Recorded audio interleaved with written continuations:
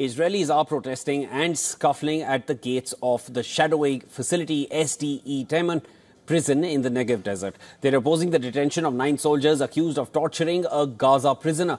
In response to the allegations, Israel's military had launched an investigation and took the accused personnel for questioning.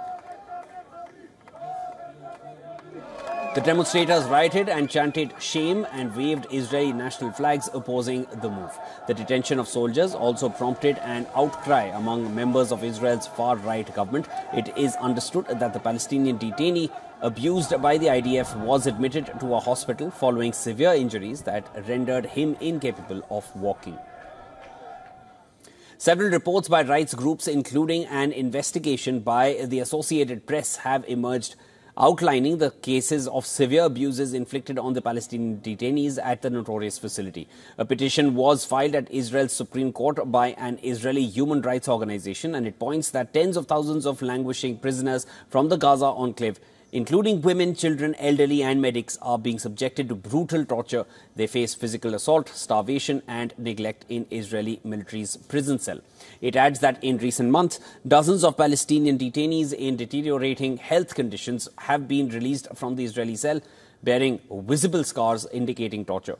The Israeli military, however, denies ill treatment of Palestinians. IDF insists that it acts according to international law and those arrested get access to food, medicines, water and clothing. The claim, however, has been contested by domestic and international rights organizations. A United Nations Agency for Palestinian Refugees, UNRWA, it reported in April, alleging that some of its staff members detained by Israel were subjected to severe beatings, humiliation, insults, ill treatment and were quote-unquote forced to strip naked. They were subjected to different forms of abuse the abuse included waterboarding, and they faced threats of rape and electrocution. UNRWA documented the release of the detainees from Gaza, and that included 43 children and 84 women via the Kerem Shalom crossing.